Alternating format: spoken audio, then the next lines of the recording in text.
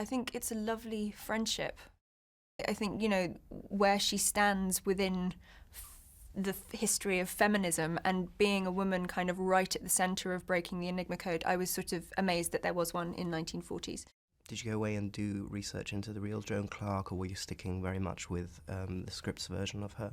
I had to stick with the script's version. It's the thing about doing any sort of any drama is it's not a documentary, and you have to essentially, your job as an actor is to try and convey what is in the script as much as possible. So yes, I did research, and obviously if this is Joan Clarke, you know that there are discrepancies in this film and what her actual story was.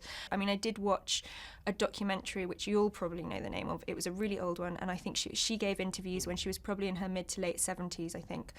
And I did use that as an idea, and her kind of the obvious love that she still had for Alan. We carried on.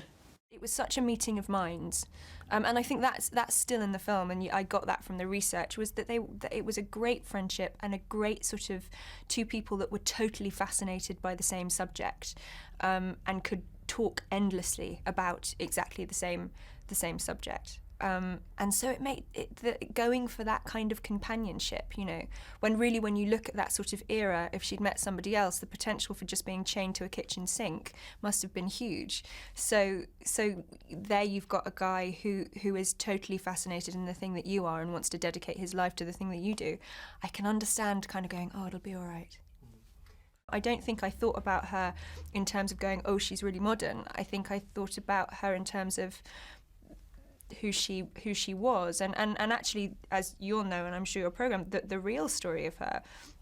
It's amazing how current to the feminist argument her real story still was. The idea of trying to fight for that place at the table and trying to get equal pay, which was a huge thing within Bletchley that they were all trying to help her with, because she was doing exactly the same job as men but wasn't being paid for it. I thought that, well, that's extraordinary that that's still relevant today.